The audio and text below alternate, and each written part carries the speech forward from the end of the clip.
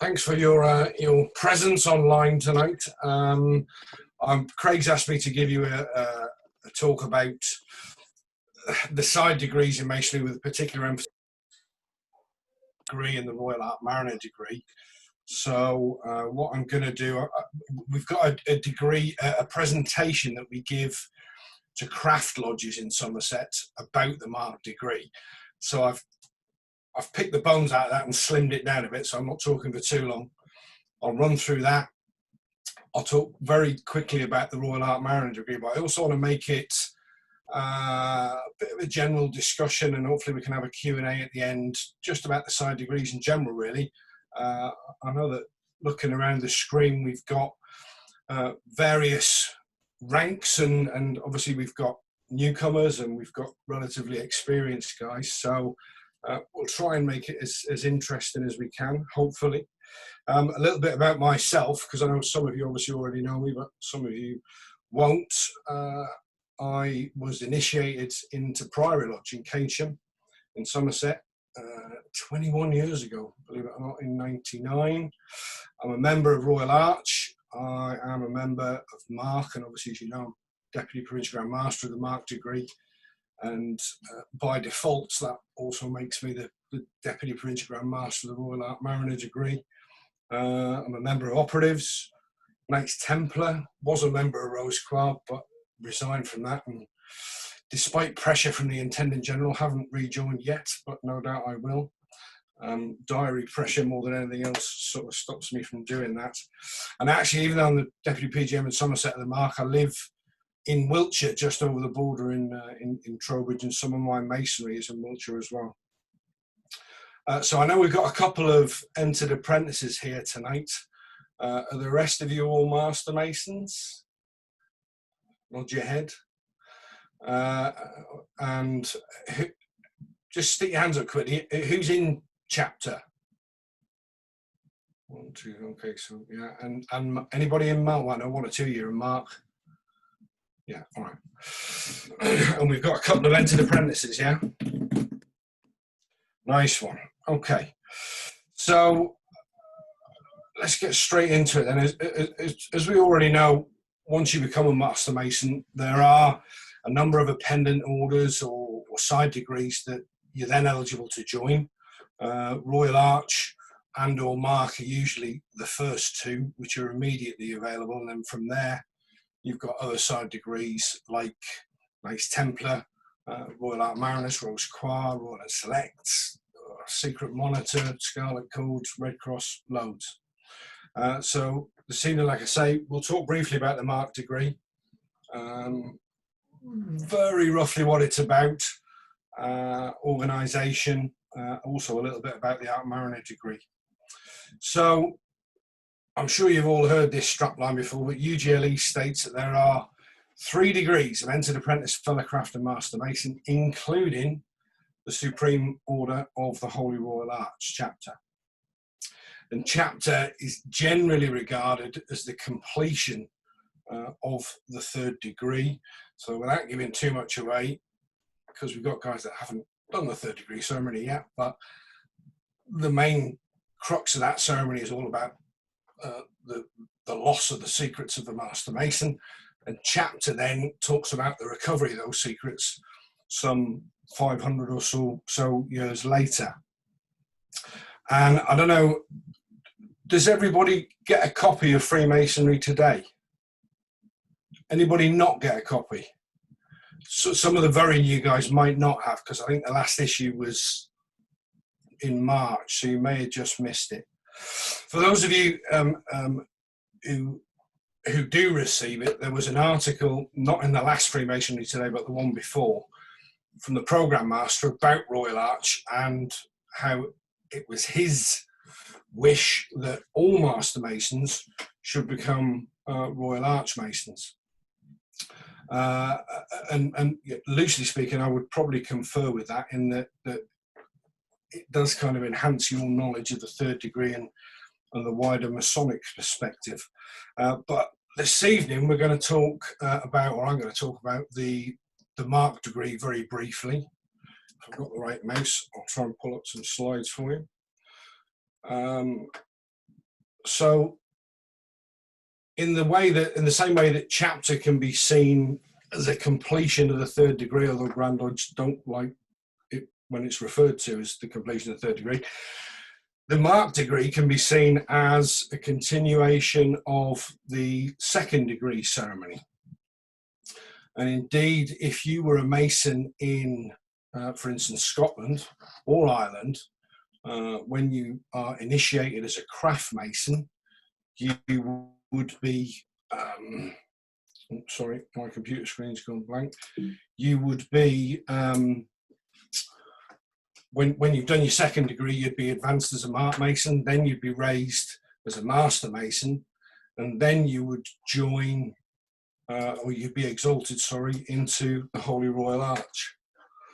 I am just going to pull some, bear with me because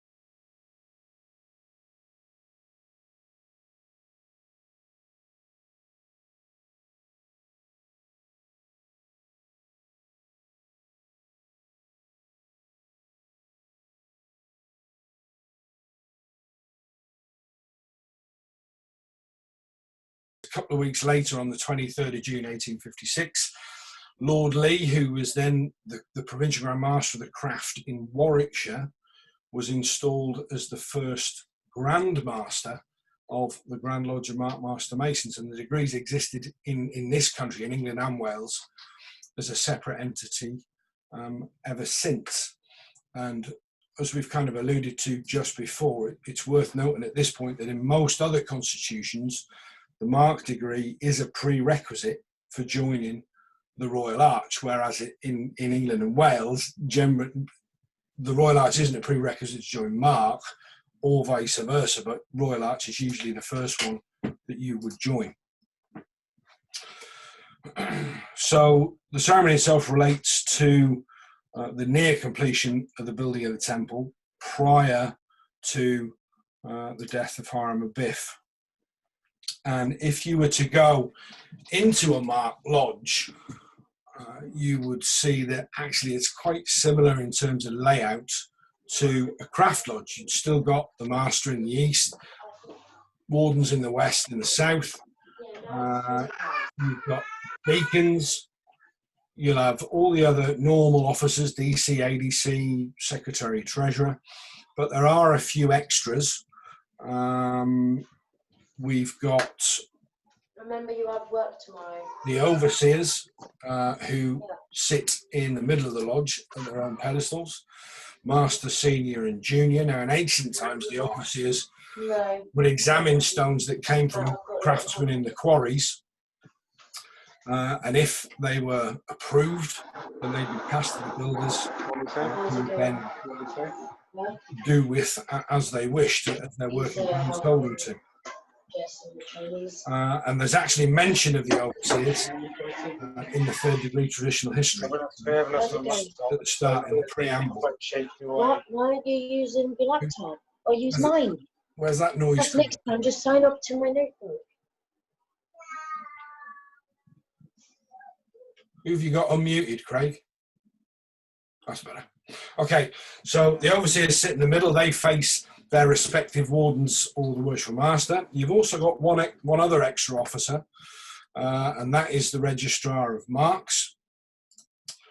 And the job of the registrar of marks is to issue and maintain a record of the marks of all the brethren in the lodge. Then when you become a mark master mason, you'll be given a mark. That mark is unique to you, or at least it's unique to you in your lodge. And in ancient times, the mark master masons would have put their mark on their work before they took it to the overseers. And if you go to some very old buildings, cathedrals and buildings throughout the world, you can see examples of stonework that's been marked, that's been identified by whoever actually produced the stone. So the regalia of a mark master mason is pretty similar to what you would find in the craft. Mark master's apron, or mark master mason's apron, as you can see from the picture, looks fairly similar. Still got the rosette, same basic shape, but with a crimson edges, which is the colour of the degree. And all mark master masons will wear a breast jewel like the one you see there. Once you are in the chair, same as craft, on the apron the rosettes will be replaced by the levels. When you're in office, you'll obviously have a master's collar. You generally don't see too many past master's collars in mark, because provincial promotion usually follows pretty quickly on from when you come out of the chair. So unlike craft, where you wait 4, 5, 6 years, in mark it's usually the May following your meeting where you will install your successor. And some lodges, but not all, will also issue a past master's jewel like the one on the right there, which again you can probably see the similarities to the craft, but instead of the 47th Euclid under the square, you've got the keystone, which is the symbol of the degree. Provincial officers, again, you can see the similarities between the craft there. Similar colours with the crimson edging, same gold tassels. You've got provincial jewel in the provincial breast jewel in the centre, and the collar jewel on the right hand side. Not sure why it's West Yorkshire, but there we are. And the Grand Officer's regalia, as you would expect, again similar to the craft in a way. That's dress. There is an undress. And in terms of layout and construction, it's again similar to the craft, but obviously with the extra colours. So the degree itself is the largest separate Masonic order after craft and chapter. It's been administered since 1980 from Mark Mason's Hall, which is in St James's Street in London. And that's also the headquarters for several other orders, Royal Art Mariners, Royal and Select Masters, OSM, KT, and quite a few others, I think 11 or 12 in total. And the Grand Secretary of the Mark degree, the Grand Lodge of Mark Master Masons, Right Worshipful Brother Ryan Williams, is also the Grand Secretary or equivalent of all the other orders that meet or are administered from Mark Mason's Hall. When the Grand Lodge of Mark Master Masons have their Grand Lodge meetings, so that's the investiture meeting, the promotions meeting, general quarterly communications, they are actually at Freemasons Hall. at Great Queen Street because Mark Mason's Hall just isn't big enough for the sort of numbers they get. As I've said before, Scotland is a separate entity, that craft, and it's a separate entity for craft and Mark as well. The Grand Lodge of Mark Master Masons of England and Wales is what we're talking about here, and they have 41 provinces as opposed to the craft who have 47. There are some differences in Mark. Some provinces are amalgamated. So in craft, for instance, you've got an East Kent and a West Kent, but in Mark that's just one province. Staffordshire and Shropshire are bundled together. Gloucestershire and Herefordshire are bundled together. There's other slight differences around as well, Isle of Man, Channel Islands. So the number of provinces is slightly lower. At the last count, there were 1,276 Mark lodges throughout England and Wales, with approximately 47.5 members. So around about 22% of craft masons, that number represents 47,500. Again, like the craft, we've got a Grand Master. That's His Royal Highness Prince Michael of Kent, who is the Duke of Kent's brother. Duke of Kent, of course, being the Grand Master of the craft. And incidentally, Prince Michael of Kent is also the craft provincial Grand Master of Middlesex. He has a Pro-Grand Master because he's a Prince of the Blood Royal. That's Raymond John Smith, who used to be the Provincial Grand Master of London before he was appointed 3 years ago. We also have a Deputy Grand Master who was in Somerset just before Christmas. He visited Somerdale Mark Lodge in Keynsham. John Herbert Prizeman used to be PGM of Hampshire.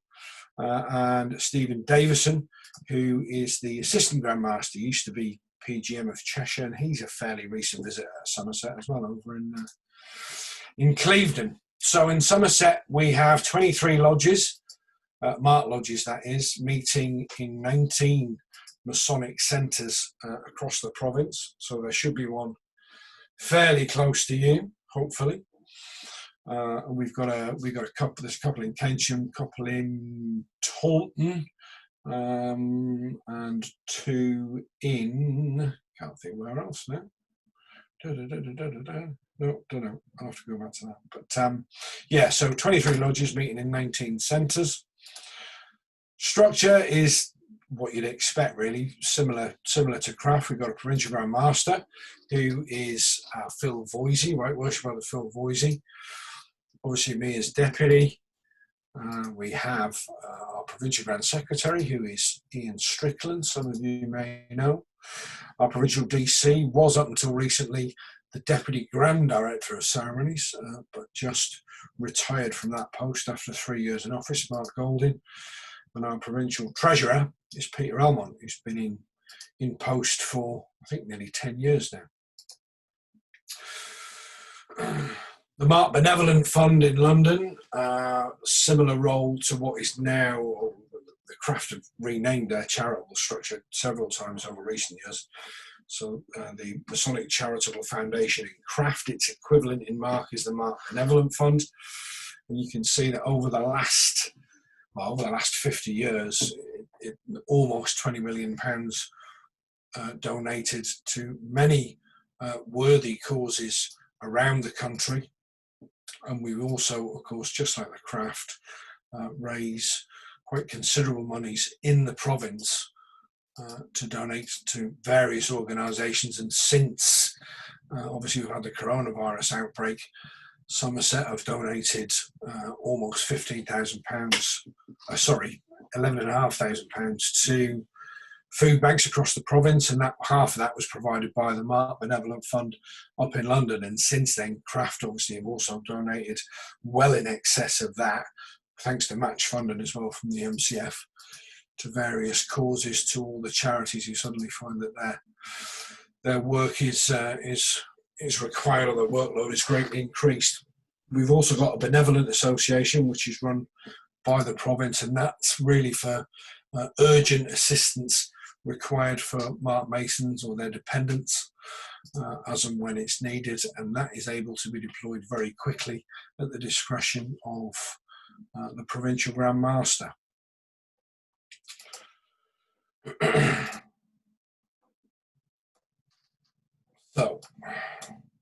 You all see me now? You're good? Right. So that's the marked degree in brief. As I said, I don't want to talk too long about the marked degree. If for the guys in Somerset who want to know more about it, I'm sure that when we get back up and running, we'll be doing more presentations in craft lodges, and you'd be more than welcome to attend. We'll publicise that on the Mark website and the craft site too. So moving on quickly just to the Royal Art Mariner degree. Now, the Royal Art Mariner degree is administered by the Grand Lodge of Mark Master Masons, and ipso facto, the Grand Master of the Mark degree is also the Grand Master of the Royal Art Mariner degree, and that filters down through to provincial level as well. I've attended quite a few presentations and lectures in my time on the Royal Art Mariner degree, and no one really knows why or how the Royal Art Mariner degree came to be run by the Mark degree. But it has been under the jurisdiction of Grand Lodge of Mark Master Masons since, well, for almost 150 years, since 1871. It's governed by the Grand Masters Royal Art Council, and in the same way that Supreme Grand Chapter is primarily made up of the same people who run UGLE, Grand Masters Royal Art Council is primarily made up of the same people who run Mark Grand Lodge. There are a few exceptions and a few add-ons, but that's generally how it works. We do know that in 1884, the Grand Lodge of Mark Master Masons took possession of the rights of the Royal Art Mariner degree for the princely sum of £25, which in today's money would be about £3 by my reckoning. Why? Who only knows? But that's the way it is. Mariner lodges are always attached or moored to Mark lodges in their province, and they always share the same number, not necessarily the same name, although they usually do. And candidates are elevated into a Royal Art Mariner lodge. And candidates for elevation must be Mark Master Masons. Other than that, the ceremony is not linked in any way whatsoever to the Mark degree. The Art Mariner ceremony actually relates to the story of Noah and the building of the Ark and the Great Flood, and therefore chronologically it precedes the Mark degree and the craft by hundreds of years, and you've got no reference to any of the other usual Masonic characters that you would see in a ceremony, Hiram Abiff, King Solomon, etc. And there's no volume of the Sacred Law either, because at the time of Noah and the Great Flood, there wasn't a Bible or any other sort of religious manuscripts around. It's a very nice ceremony. It's mercifully short if it's done well, normally. And I've been to many a Royal Art Mariner meeting and started at 7 and been on my way home by 9:30. Fed and watered and having seen a very nice ceremony. So I would certainly recommend it to any of you who are Mark Master Masons and aren't Art Mariners yet. And hopefully for the rest of you, when you do become Art Master Masons, you'll also join the Royal Art Mariner degree. So that's all I want to say, really, brethren, about both degrees. As I say, if you want to learn more about the Mark degree, we'll be doing the presentation around the provinces when we get going. There's also a Talking Heads presentation which Royal Arch give in craft lodges about chapter, for those of you who aren't yet Royal Arch Masons, and that's certainly worth going to see as well. And going back to Freemasonry Today, in the last issue of Freemasonry Today, there's a good article in there about the Royal Art Mariner degree and an explanation of what it is and how it works. And in the issue before, which I think was 48, there's also an article in there about the Mark degree and how that works. So they're both worth a read, along with Peter Jeffrey Lowndes' editorial about Royal Arch as well, and why he feels that Masons should join the Royal Arch as a matter of course, really, once they become Master Masons. So, moving on slightly then, why would you want to join the side degrees? I know that some of you are already obviously in the side degrees. For those of you who aren't, I'm sure that you're probably thinking, well, you know, why would I want to do that? I've already got this blue book and I've got stacks to learn and stacks to do.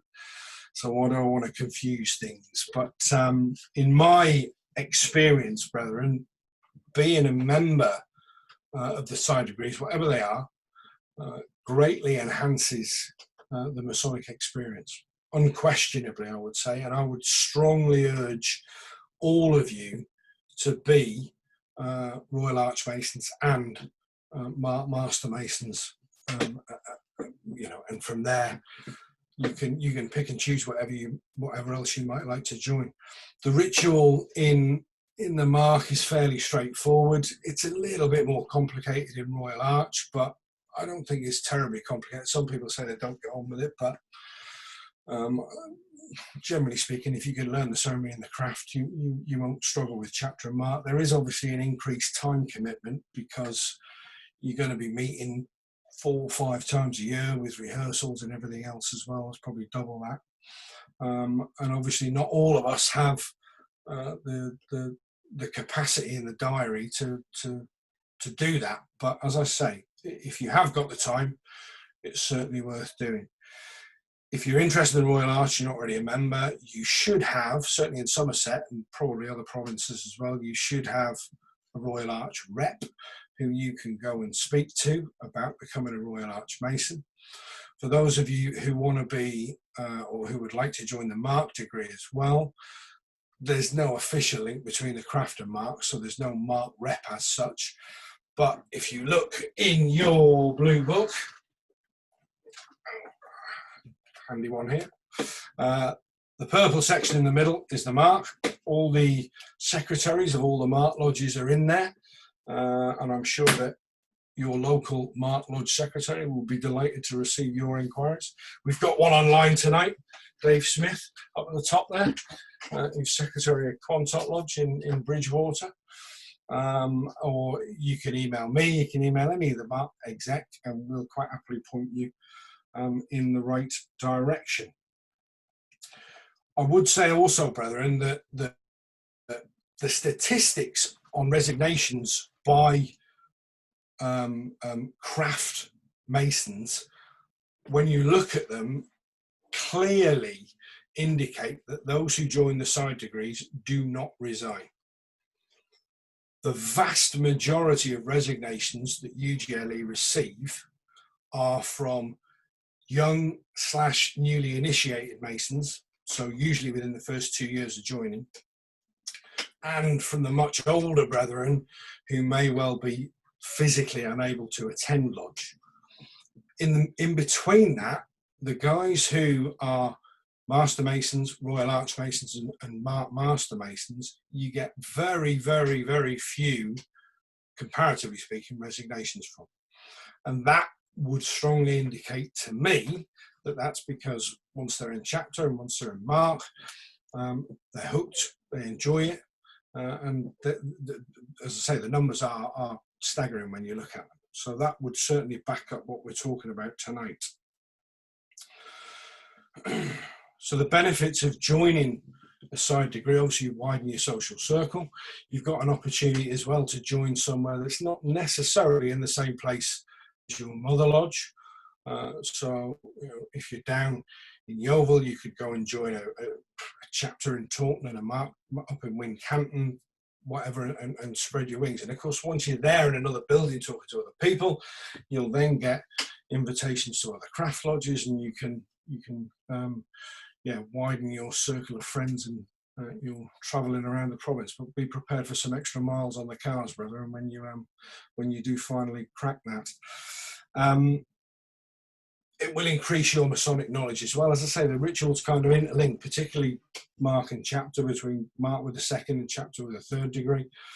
And if you can learn craft, as I've already said before, you'll be able to pick mark up. I mean, you should be able to pick chapter up as well, no problem. In a nutshell, and I realise that obviously I've got a vested interest in this, but in a nutshell, if you're not in the side degrees, you are missing out. Absolutely, unequivocally, you should all be striving to be Royal Arch Masons and Master Masons once you've gone through your third degree ceremony. It will greatly improve your Masonic knowledge, it will widen your social circle, and it will make visiting easier and make the opportunities to visit more frequent as well. Brilliant. That's all I want to say really for now. I didn't want to make it too long. I don't know how long I've been rabbiting on. I hope you all stayed awake. If anybody's got any questions, I don't know if they've messaged Craig or whether you just want to sort of, we'll shout out on the screen. Anybody who's got any questions, just wave your glass at me. Or Tony, it's Chris here from Bristol. Yeah. Could you just, for the benefit of newer members joining, tell me how many ceremonies are there in Mark? Are there more than one, or like craft, No. or just one? No, there's just one. And same with chapter, same with Art Mariners. It's just one ceremony, and then you're a Mark Master Mason. The only other ceremony would be your installation as a worshipful master. So in total, 2 more ceremonies to learn for those who get that far. In Bristol, obviously we meet in one building, so we're very lucky. Yeah. But our craft lodges are normally linked in some way to Mark lodges. Yeah. Not necessarily because people who are mature then move to Mark or move on to Mark, but historically you go to a Mark lodge where you know people already from your craft lodge. Now that's different in Somerset because of the spread of lodges and a different situation. Yeah. I would recommend that you speak to people you know in your craft lodge, because they almost certainly can recommend people that they know of in the Mark lodges. And if that's a start, sometimes you want to make a complete break from things and go and find a new set of friends. But I would recommend that to the brother in the Somerset. Oh yeah, definitely. I think it's always better if there are at least 1 or 2 friendly faces in the room, and you need a proposer and a seconder anyway. So yeah, good point, Chris. Anyone else? Got one more question for you. Yeah. You showed us the diagram, and this is the benefit for members who've not become Mark Masons yet. You showed us a diagram. What are overseers? I'm interested to find out what overseers are, without giving too much away. So the overseers would be, in olden times, the overseers would have been the inspectors, if you like, of the work. So the guys who made the stones in the quarries would take them to the overseers. They'd need to be approved by the overseers before they went to the builders to actually be placed in the building. So there's 3 extra officers then? There's 3 actually. You've got a junior, a senior, and a master, all working up and offloading responsibility. Just thought your presentation's been pretty good. I just thought I'd ask an obvious question. No problem. Anyone else? Yeah, Tony, you mentioned earlier that you're in the operatives. Yeah. I've heard about them. I've never really sort of had a chance to look into them. Can you tell us just a little bit about them, what they do? And not really, because every time I go, I haven't got a clue what they're doing, if I'm honest. I joined operatives in 2012 in Melksham. I was kind of seconded by, because actually I joined Royal Art Mariners in Wiltshire, believe it or not. And I was seconded by a couple of them to go over there. And I reckon I've been about 6 or 8 times. And every time I go there, I'm looking at everybody else to find out what we're supposed to be doing. But all the ritual is read in operatives. It's actually quite a lengthy ritual, but I mean, it really would be a struggle to learn. So I'm actually still trying to get my head around that, if I'm perfectly honest with you. But it's usually a good meeting, although the food in Melksham's not great, if I'm honest. Yeah, so sorry, I can't really give you any more on that, I'm afraid, Dave. No worries. So Tony, yeah, Yeah. How soon after the 3rd degree then would you recommend somebody going into a side order or chapter? So part of the chapter ceremony, you have to have exercised yourself for 4 weeks and upwards as a Master Mason. So so as long as you've been a Master Mason for 4 weeks, you'll be eligible to join chapter. There's no time limit on Mark. So I mean, in theory, you could be raised one day and advanced into Mark the next. It really just depends on your own circumstances. If you're someone who has got a bit of spare time and you can spare the extra evenings, then I mean, I would strongly suggest that don't delay. You know, stick your hand up and say that you want to be in chapter or mark, or both. You know, I know that some of us find ritual a bit easier than others. So if you, depending on where you are in craft and if you're learning stuff, you might want to just join and say, well, I don't want to do anything just yet. I want to get through the chair in my craft lodge. And any of the side degrees would be quite happy with that. Although you might have to sort of tell the DC to get on his bike every year when he comes around asking for the list of officers. But yeah, no, I mean, yes, the only real time stipulation is that 4 weeks thing for chapter. Other than that, there's no time limit. And do they normally come with another subscription fee, an annual fee, or? Well, what do you think? Well, Freemasonry is free, apparently. Masonry is free, yeah. I think I heard that somewhere. Yeah. Usually the subscriptions are significantly lower than the craft. You've got to remember that in craft, primarily, your craft subscription is made up of two things, and that is your Grand Lodge dues, which I think are about 58 quid at the moment. And the bulk of the rest of it is made up from your capitation charges from your Masonic Centre. So depending on where you are, Keynsham is about 100 quid a member. I would imagine Park Street is something around that, yeah. Which would make your craft subs 160, 170, 180 plus. Some Masonic Centres are better or cheaper. But in Keynsham, the side orders are charged not even half of what the craft lodges are. So my Mark subscription at Carnarvon Mark is 72 or 78 quid a year. So it's cheaper, but yeah, it's all cost, obviously. Yeah. Most seem to offer a monthly payment option now, which is quite good. Yeah. Oh yeah, which lodge is that? Well, all of the ones I'm in do it. Yeah.